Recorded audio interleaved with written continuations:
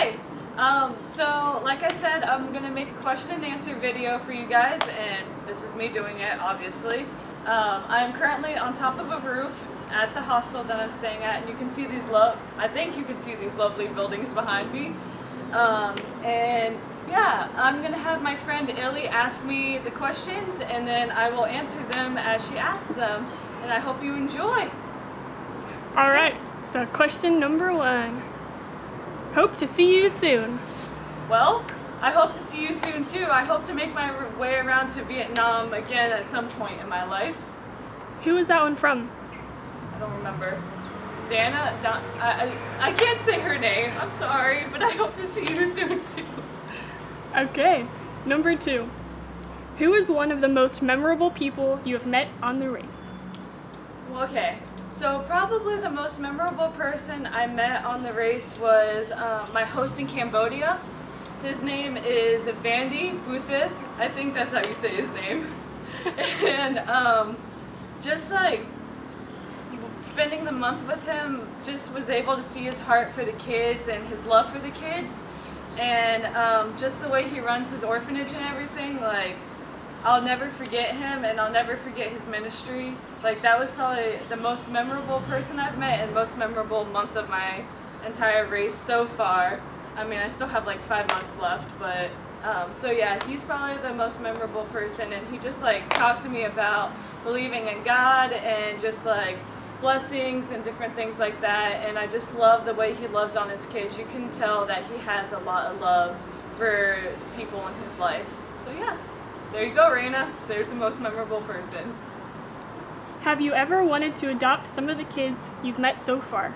So yes, I actually have wanted to adopt the kids that I've met so far. There were a few in Cambodia, obviously, like I said, my favorite country, but that at the orphanage New Hope that I wanted to adopt, and just because they're so cute, and like I love them, and they just like bring so much joy, and they have a lot of joy in their life, and it's really cool, and I just love them a lot. What's been the hardest thing you had to do on the race that you won't do here? Hardest thing that I've had to do on the race that I won't be at home. Well, I'm pretty sure my Nana asked this one. It's probably just been being put into uncomfortable situations. Like, sometimes I didn't expect to be living in places where bugs were crawling all over me, or cats were crawling all over me while I'm sleeping, and different things like that. Shout out to Hazel. Huh? Said shout out to Hazel. Shout out to Hazel. But so yeah, it's probably just been just like living situations. Like, I never would have thought that like living in a different area would be kind of hard. Also, let's just say that my showering routine and my teeth brushing routine is not the same anymore, and it's been hard because there have been times where I've not been able to shower or to brush my teeth when I want to, and confession of a OCD person, and so yeah, that's probably it. It's just not like kind of sitting and feeling gross for days. Which aunt have you missed the most? Okay, Aunt Jan, I know you want me to say it to you, but I've actually missed all of my aunts very, very much, and that's all I have to say for that, because I don't want to get myself into any trouble. Alright, number 6. What's the best thing you ate, and what's the worst thing you ate? And then there's one more part, and it says, what did you absolutely not want to try just from looking at it? Okay, so worst thing I've ever eaten is probably from South Africa. We had these sausages, and they were so nasty. Like, Ellie's face right now, like, she understands, because I've been with her since month 1. Like, they were pink, I think? I don't even know, but like, we cut into them and we put them in our mouth, and I started chewing, and I immediately spit it out. It was so nasty. Sorry to those who made that. And then best thing I've ever eaten. I've really enjoyed everything. I can't really pick an absolute favorite because like everything has been really cool. And when I looked at the dog meat, I did not want to eat it, but I still ate it because I wanted to have that experience. But yeah, I like looked at the dog meat, I was like, I am not doing this. Or like even the snake, I was like, but I decided to do it anyways for fun. Alright. What are the most random and hilarious stories from your trip so far? And how do they tie into what God is doing in your life? Well, I mean, I guess it's just like every day there's something, but one of the most awkward things that has happened while being on the race is, I don't know, people expect us Americans to just have beautiful voices and just go up on stage and sing, which, like, I mean, most people do, but me, who always sounds like a dying cat or something, going up on stage and singing, like, that's not my thing. But also, like, sometimes we are called to be uncomfortable, and like through that I was just reminding myself that this isn't about me, this is about ministering to the church that I was part of for that day. And so that's probably a hilarious / awkward story. I don't really have any to mind right now, so if I make another video and things come up to mind, Amy, I'll let you know. What are some things you will do differently when you come back? One big thing I have learned while being on the race is that everything that I want, I don't absolutely need. Like, I have lived this whole race out of a backpack with few pairs of clothes and a tent and a sleeping bag and a sleeping pad. And while being on the race, I've realized that I don't need like all this glamorous things that I thought I needed before. And like, I don't need to put all my money into things at home, like, because really my money's not my own money, and it's the Lord's money, and I should be doing things for Him, for His glory, instead of purchasing things that give me like not lasting joy and stuff. Why are you I like this one. Why are you such a dork?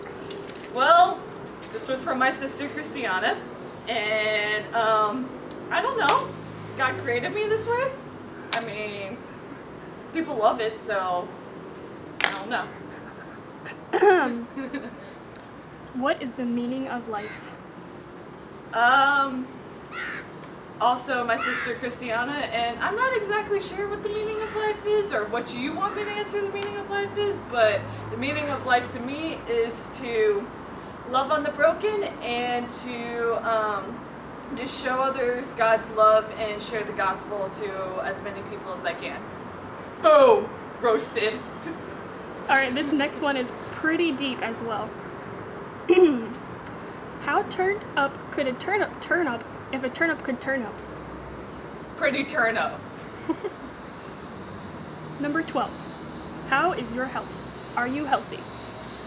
How is my health? Well, my health has been pretty good. I'm actually going to go to the doctor soon for my thyroid stuff because I think my levels are off.